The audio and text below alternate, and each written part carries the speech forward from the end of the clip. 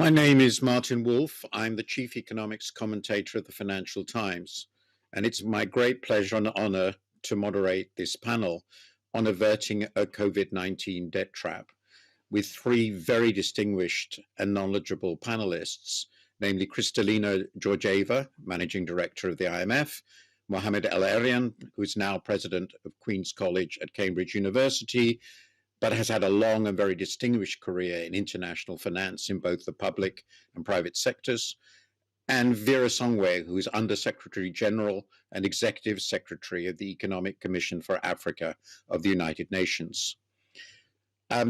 We have been told, in fact, the IMF has just told us that we have quite a strong global recovery, and in many ways, rather better than expected. Things have been getting rather consistently better.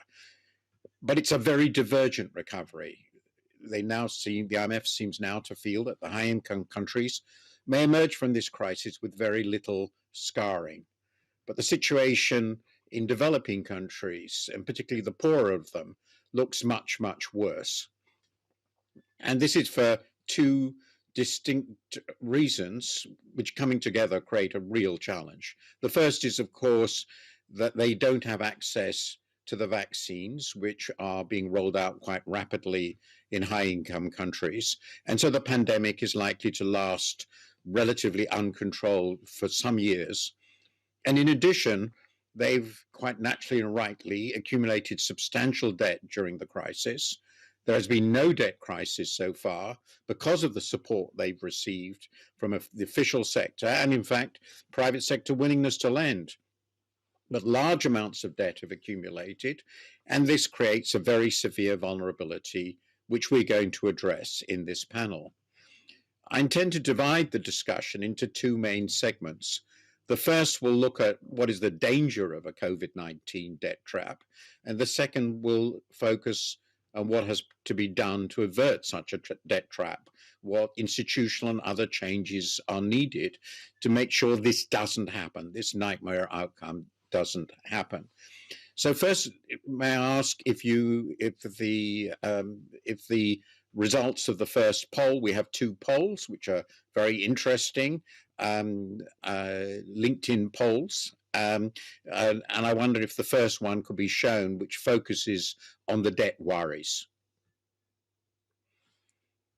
Well, I think this is rather startling. It's pretty clear that of the people who answered the polls, and I think it was a large number, the number who are extremely worried is almost half, and the number that is somewhat worried is another 30%. So it's clear that this is an enormously important and disturbing topic, and I believe rightly so. So let's start by looking at the dangers, the risks we now face as we come out of this crisis.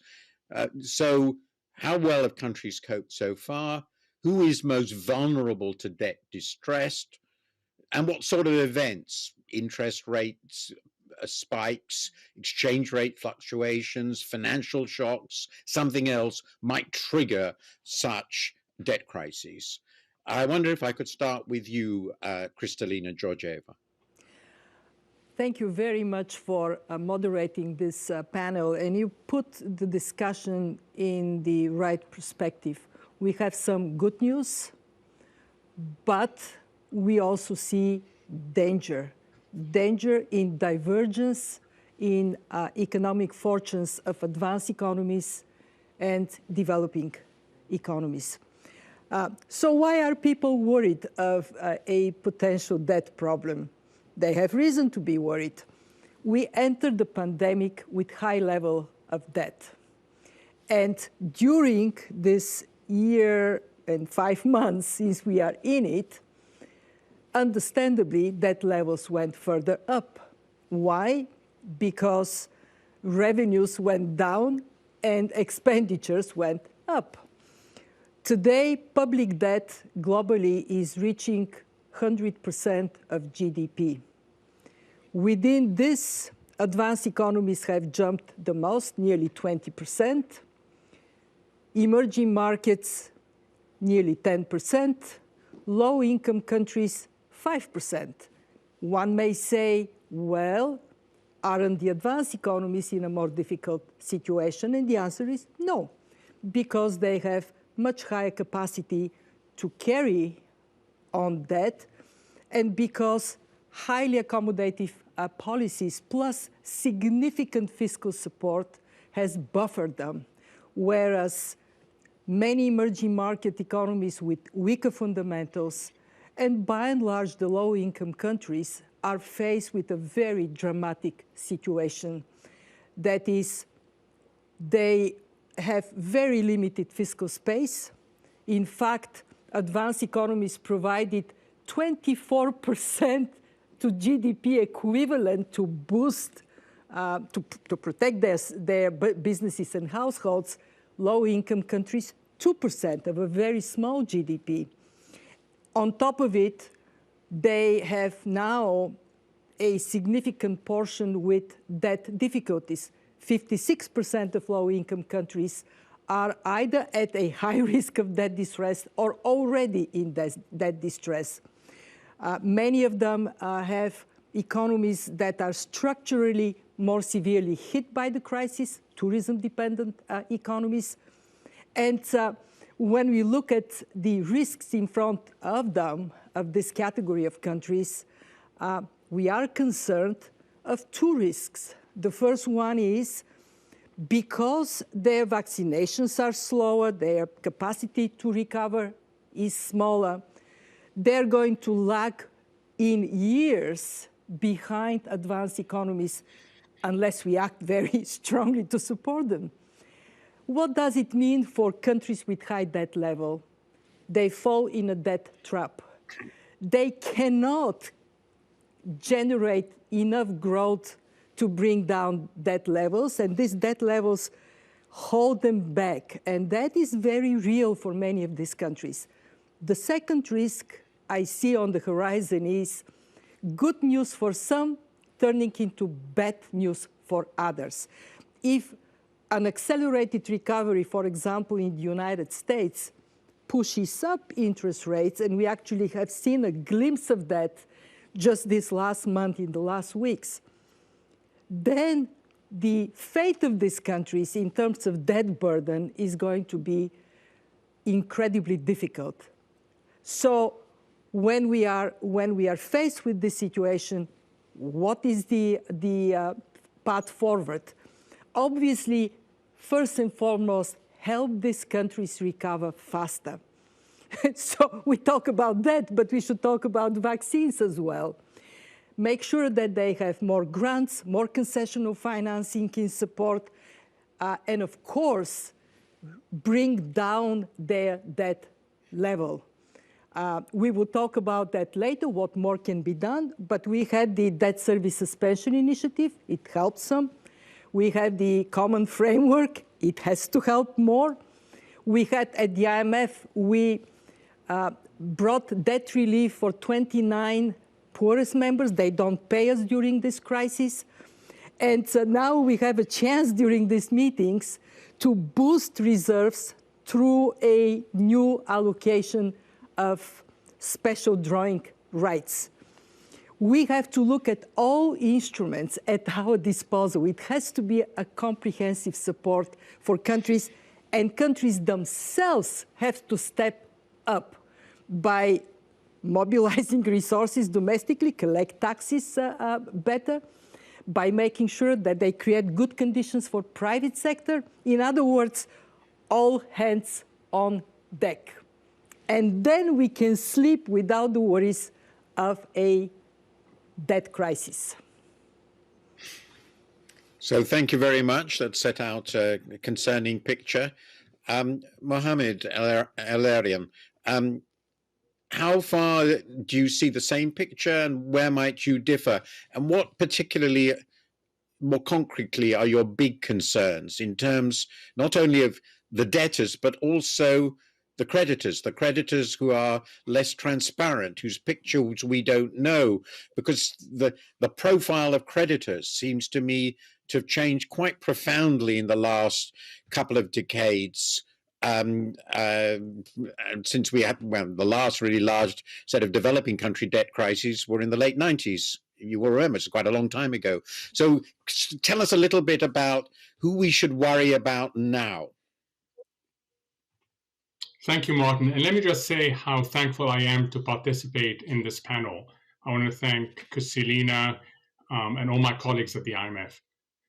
Look, you mentioned the debt crisis of the 90s. I remember being at the IMF in the debt crisis of the 80s.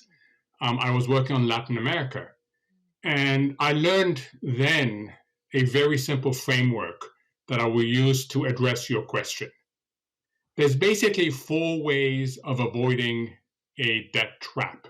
And you want to avoid the debt trap because it feeds on itself.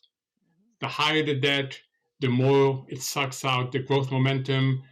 The less there is growth momentum, the bigger the problem of the debt. So you need to deal with something. Now, we know that the best solution to this is higher growth. And that remains by far the most desirable solution. But as Cecilia just said, we also have to recognize that developing countries are facing significant headwinds. Tourism isn't going to come back quickly. Remittance flows aren't going to come back quickly. FDI is going to remain uncertain. And all this is happening in the midst of the pandemic. So there is no easy growth path out of this in the short term. The second possibility is simply austerity. That is hard. It's very hard during pandemic times. And let's not forget that there is still an incredible priorities for relief, lives and livelihoods.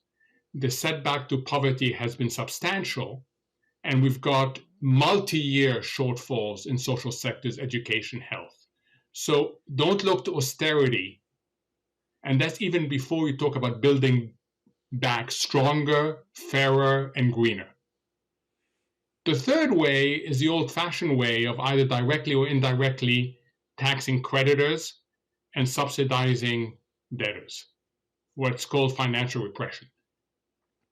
That doesn't work in most developing countries. The policy flexibility is limited, which leaves timely rearrangements of debt, timely restructurings. And this is where the problem has occurred. Martin, you've talked about transparency, how the composition of debtors has changed, and we're only catching up now with that. And there's other issues that have made this difficult.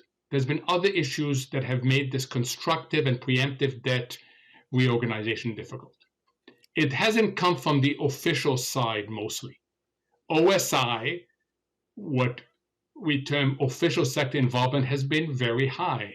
PSI, private sector involvement, has not. So Kristalina talked about the DSSI.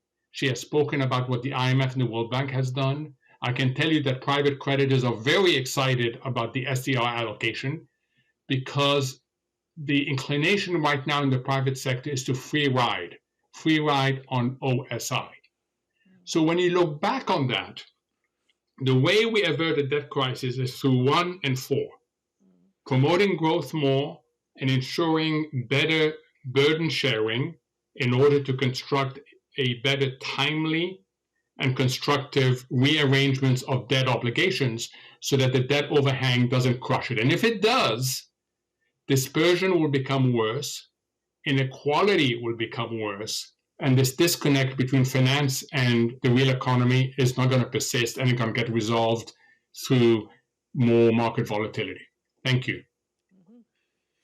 May I ask just very, very quickly a follow-up question?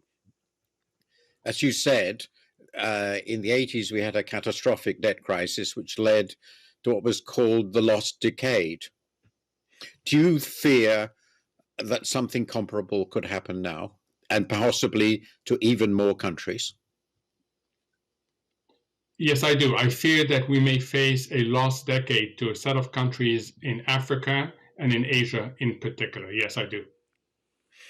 Well, that's very sobering and important. So that leads me to you, Vera Songwe. You have a particular interest, of course, obviously, in Africa.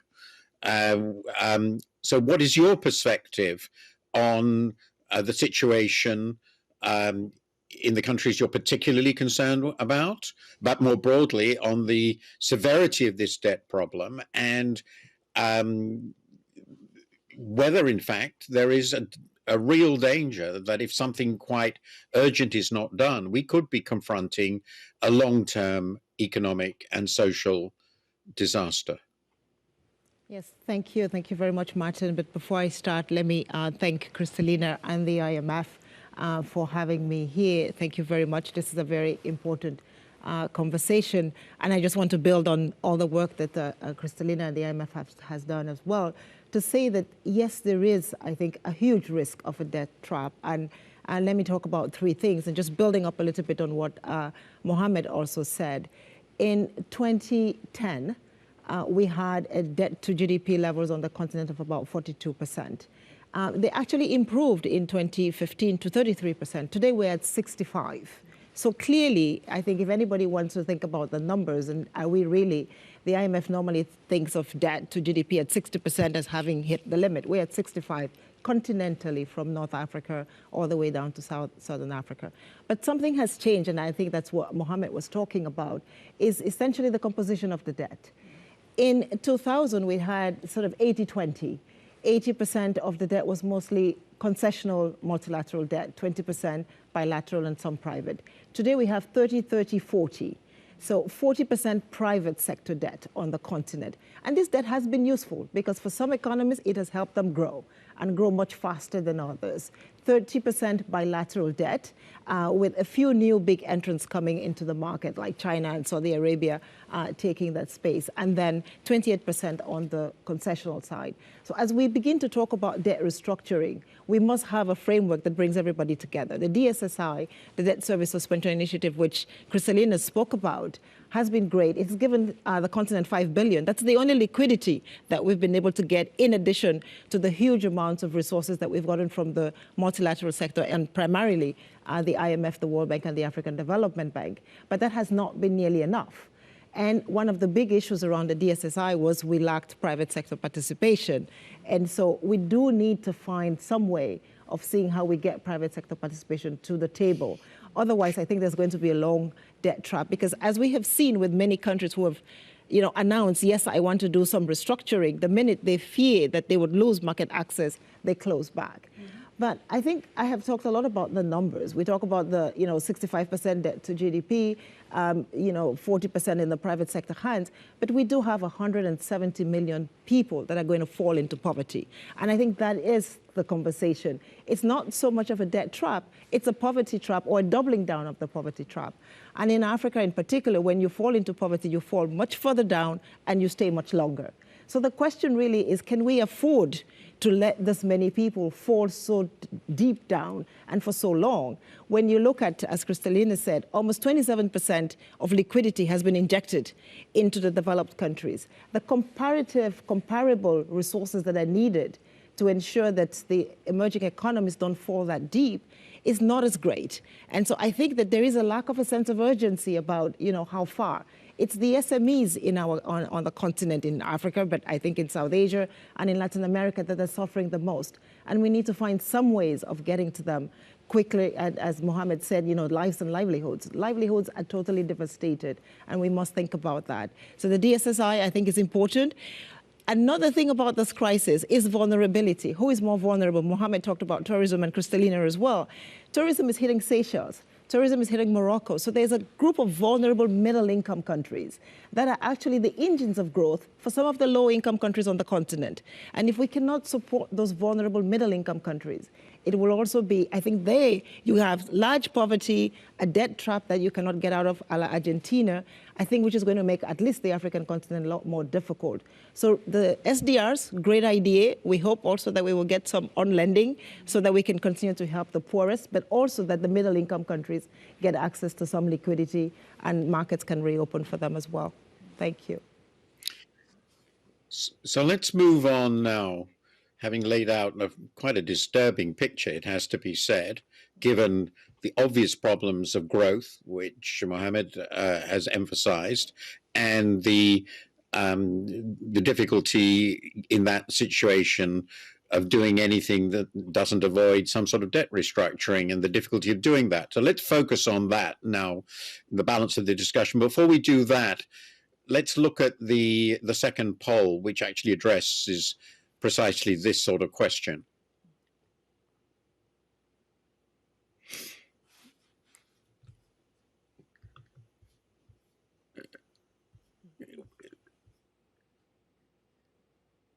The basic conclusion here is very much Mohammed's conclusion, that that it is absolutely essential that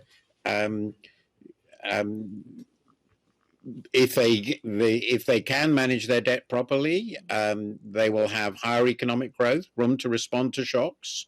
They will have lower and stable inflation, more finance to spend. That, in other words, if they can manage their debt properly, life will be completely different. But this sort of looks a bit like a chicken and egg problem, doesn't it? The difficulty being they already have a lot of debt. It's already difficult to manage it. So they have to get to this point by doing something. So let me start with you, if I might ask, Vera.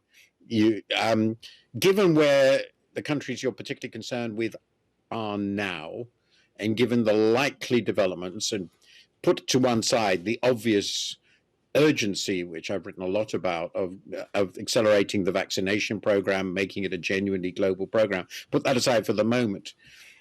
What would you like to see happen now to make this problem more manageable? What has to be done in terms of pulling everybody together into the discussion, making preemptive changes which will really allow the world to avoid the sort of nightmarish debt traps you've outlined, particularly in low-income countries? So what has to be done, and by whom, and now? I think three things. Thank you very much. And I'm glad that growth is the answer there. People do want to work, and we do need a productive economies. But the first thing we really need to do is liquidity. I think Mohammed started by saying, let me learn from the past, or the Argentina crisis. What happened in this crisis is that the developed world, the advanced economies, learned from the past. And within the first 3 months of the crisis, $7 trillion of liquidity was put into the economies to just ensure that we do not fall. That sense of urgency has not been demonstrated in the emerging economies. And so the more we wait, as Kristalina said, the less revenue, the lower the GDP, the higher the debt. And so we're creating this debt trap. So liquidity now, I think at this meetings, we're going to be announcing the SDRs. I hope we're not just announcing them. I hope we are releasing them. We can't wait for another 4 months before they are released. We need them yesterday. So that's the first thing, is we have new liquidity, release it immediately according to the quarters. Then we can talk about the on-lending. I think the second thing that we need to do is better transparency. It's going to be very difficult to work on resolving the debt problem if we do not understand who has what debt where. Yes, I gave the 30-30-40 number, but when you start unpacking it, it becomes very difficult, particularly in the bilateral space, to just understand what bilateral is really concessional and what bilateral is private. So we do need to understand that, so that more countries can have access to the different frameworks, either the DSSI, the Debt Service Suspension Initiative, or go to the common framework and begin a quick and speedy debt resolution. We've seen that Ecuador did it, and it's doing it well. And finally, the third thing that needs to happen is that the markets, the private sector, needs to come to the table. We have seen Benin, Cote d'Ivoire, Ghana go to the markets. But have they gone to the markets at the right cost? You know, it's one thing to have access to liquidity today, but then to unravel in a few more months. So we must look at the global architecture and see, when you have lower for longer interest rates, and yes, they may be inching up, but compared to 7.5% of Ghana last week, I think that we can still do better in reducing some of the cost of market access. And finally, multilateral development institutions need to be recapitalized, but also to lend, not resubstitute resources, but lend new resources quickly, particularly to the low-income countries. So 4 things must happen. First of all, I think SDRs release yesterday. Second, we do need more transparency so that we can understand how you resolve the debt. Third, we need the private sector to come to the table, and come to the table both in terms of reducing market access, because countries are still going to need to go to the markets. And finally, recapitalization of the MDBs so that we get additional resources out quickly. Well, that's a very interesting program. Let me turn to you, Mohammed, before I ask Kristalina how she's going to fix all this. I think you talked about the free riding problem, which is obvious. There are two potentially important free riders, and since you're not running a major institution, you can be frank about both of them. The first, of course, is the private sector. I have to say that, to me, having watched this story for half a century, the scale of the increase in private sector debt to some very vulnerable African countries strikes me as pretty irresponsible, though I understand why they took it. But are they going to be, is it possible to bring them into this discussion? Because this has become increasingly difficult the more diverse the number of private sector creditors has become. It was much easier, but it was very hard when it was, 15 major banks. Now it's vastly more diverse in the private sector. And then there's a new official creditor, an enormous superpower, China. We can't just pretend it isn't there. And so all of these institutions have to be brought together with the IFIs and the established official creditors in an organized way. It's a completely new architectural problem. Can we get our arms around this in the sort of time period we're talking about? Martin, that is the key issue, and we have to do all we can to get our arms around this quickly. Why? In the short term, you will channel official resources to private creditors and to some extent to Chinese entities who are not participating in burden sharing. And that would be really ironic that by standing back and not doing your part to solve this collective challenge, you end up being rewarded. And I worry about the SER allocation ending up in that way in certain countries. So that's the immediate problem. The longer term problem is that if we're not careful, we're going to stumble towards a multiplying paradigm of non-payments. And what happens in non-payments in this environment, where a lot of non-specialized creditors have lent to emerging markets, is that contagion risk goes up. So yes, we have to get our arms around it. Now, growth, I want to stress, is key, absolutely key to this whole process. But this is a panel about debt. So let me focus on the debt. What are we trying to solve for? We're trying to solve first and foremost for better alignment of incentives between debtors and creditors, between official and private creditors, within the official creditors, Paris Club, China, and other non-Paris Club, and then within the private sector. So there's a whole host of alignments that need to be made so that it's an incentive compatible system. Second, we have to embed this in the structure. Because if you don't do that, the incentive will be simply to run out the clock. Third, transparency is key. We're starting to have a better understanding of the challenges. The academic side has done some really good work on the China issue, and we're learning a lot from that. But greater transparency is really important. And how do we achieve all this? And that's where I'm going to end, is by converging existing bottom-up with existing top-down to create a better architecture. Existing bottom-up is the debt service suspension initiative that Kristalina mentioned that needs to be extended in time and expanded in coverage. And it needs to be supported by much greater data sharing. And then from the top down is taking the common framework, which is well designed, is simply the extrapolation from a Paris Club process that has worked well, and making it operational in a sense where the private sector feels that it is part of it. It can influence outcomes as long as it is part of that outcome. And part of that will require using a stick. The carrot, in my opinion, but that's open to discussion, the carrot will not be enough to overcome the coordination problems within the private sector for the reason you've cited, that we will need to impose more of a stick in the system. let me end up by saying there is a bit of complacency right now. Yes, we have avoided multiple debt crises since the pandemic hit. In fact, the major restructurings really have been to do with pre-existing conditions. One reason is because we flooded the system with liquidity that in fact made the debt problem worse. But let's also remember two lessons from the 2008 debt crisis, the global financial crisis. One is that the IMF support peaked in 2011, not 2009, not 2010. These things take time. They often are in the shadow, the problems, and then they erupt. And by the time they erupt, it's much harder to solve.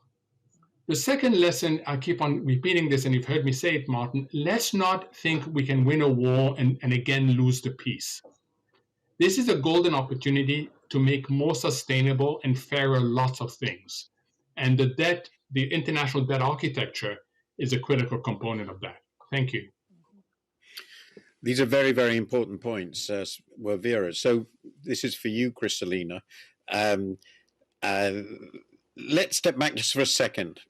As you know very well, almost 20 years ago, the then deputy managing director of the IMF, Anne Kruger, put forward the idea of a sovereign debt restructuring mechanism, which was not accepted at that time.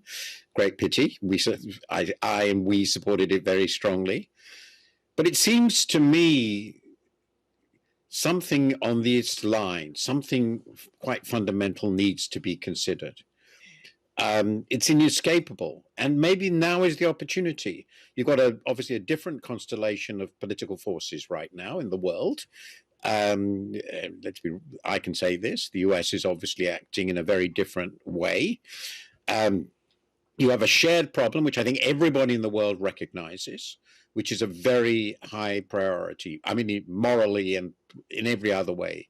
In avoiding the sort of nightmare we've been talking about. We have an extraordinarily more complex set of creditors and instruments, which really can only be dealt with through a global mechanism of some kind. Is it now the time to really push hard for something quite fundamentally transformative at the institutional level? And if we don't do that, we are just not going to be able to handle this. And what should that look like? Well, I listened very carefully to Vera and to Mohammed, and I agree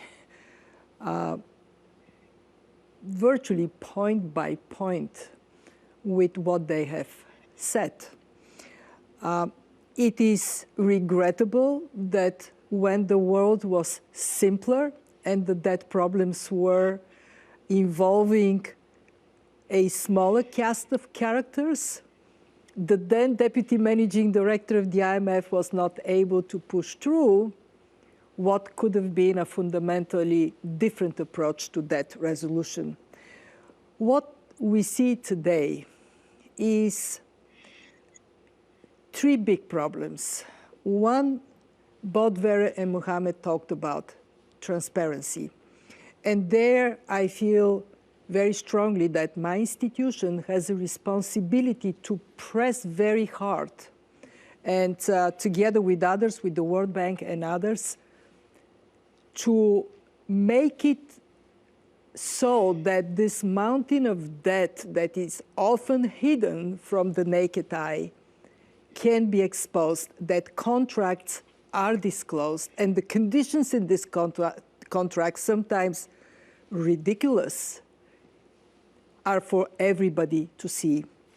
On that, I have a bit more hope that the situation now is becoming difficult to a point that countries that have been resisting transparency, and actually on both sides, are more open. This is a fundamental component. If we don't know what we're talking about, we can't fix it. Two, we have gotten last year, because of the crisis, a new momentum for creditors to come together. Crisis is an opportunity, and that was the case in 2020. The common framework that Mohammed talked about is actually our first real chance to bring the cast of characters, all the creditors. And my determination is that we make it stick. We have 3 countries that have asked for a treatment under the common framework: Chad, Ethiopia, and Zambia. If we don't move, and actually on Chad, we are you may have heard that, we expect the Creator Committee to be formed within the next week. We have to demonstrate that we can get all the participants, traditional creditors, the new creditors, and it's not just China, we have India, we have Saudi Arabia, we have Turkey. They need to be in different countries, in different compositions. They need to be brought in. And we have private sector. And if we are able to make it so that these are precedents of serious engagement where we use a bit of pressure to make sure that things are done, then obviously the common framework would just fiddle away without consequences. We cannot afford that. And then comes the third and very important component, and it is how we get the capacity of improvements in the international debt architecture be supported by those without whom we cannot move. There is no way we can move without the big creditors, whether it's China or it is the private sector. If we don't bring them in, it is very hard to have anything sustainable. And there my take is the following. It is for countries to believe that they're better off because they called for early for that treatment. And I am looking at Vera. We need to get countries to have the guts to step up early, because the earlier we act on debt restructuring or debt reprofiling, the better chance we have that the country would return to sustainable growth. And finally, there are many elements. I mean, just to be fair, there have been good things done, like collective action clauses. This is a good thing. But there is so much more we can improve. And Mohammed, I may be slightly on a different page than you. I think there are many elements of qualitative improvement in the international debt architecture that we have to pursue. The DSSI, Debt Service Suspension Initiative, showed something very interesting. You can have in a contract a clause that says if a country is hit by a natural disaster, automatically it stops debt service for a period of time. We have to work on all these different parts. And the one thing we cannot afford is what Mohammed rightly pointed to, and it is complacency. We cannot afford it, because if we are not moving on all these fronts and bringing attention and participation in a way that makes a difference for countries, so countries then are committed to move with us, then we are risking to have a very unfortunate repetition of what history already told us happens when countries fall in a debt trap. We only have a couple more minutes, and because I think this is a very short discussion. So I just have one question for Mohammed and one for Vera, but you might also add any other further final thought. The question for Mohammed is, do there have to be further changes in domestic law or the form of contracts governing the private sector's lending to developing and emerging countries? Or have we basically got a workable framework with the collective action clauses for the private sector now? And if we do need such changes, what would they have to be? So the changes you're talking about is basically to make a restructuring, and particularly a preemptive restructuring, easier. And that would certainly help. Less problematic anyway. Sorry? Less problematic anyway. Anyway, but they will take a very long time, and they will not solve this problem. I think that when you look at the elements of this problem, and I completely agree with Christine, we're much better off that we have CACs. We have had a few attempts at private creditor coordination. So there are good things happening.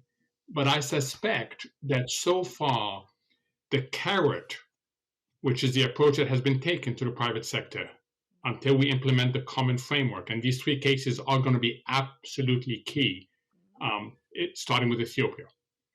But until we have a track record on the common framework, I do not think the carrot works well enough. And that is because people, while they recognize at some high level that collectively everyone's better off, the incentive to free ride is enormous. So I think we're going to have more of a stick approach, Martin. And that stick approach, we actually have the tools for that. It just requires that some of the elements of the SCRM, not actually the SCRM itself, but some of the elements of the SCRM be applied in practice. Okay. According to my watch, we have to wind this up now. There are so many fascinating and important issues on this incredibly significant question. I think we are at a point in world history at which a new approach has to be taken with a new structure of debt in the context of what looks like being a gathering global crisis. The action has to be preemptive because, crucially, growth has to be sustained. We can't have years of debt hindered or debt crippled growth. So we have to act now. The SDR agreement on a new issuance of SDRs is very promising, but it's clearly not going to be enough.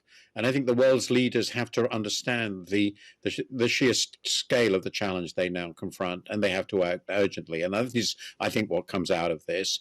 And ultimately, that's going to depend on the major governments. And I think with that, I have to thank the panelists for a wonderful discussion and say goodbye. Thank you. Thank you.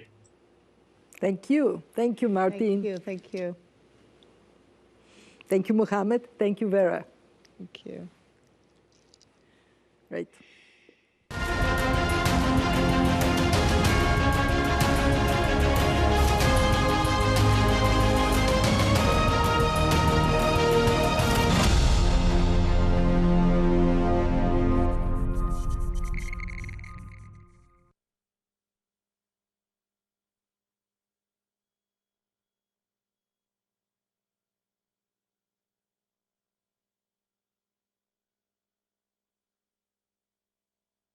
I think they can hear us anymore. They cannot hear us anymore. I think you guys can talk. Oh, we can talk. I can. Thank you so much. Thank you. That was great.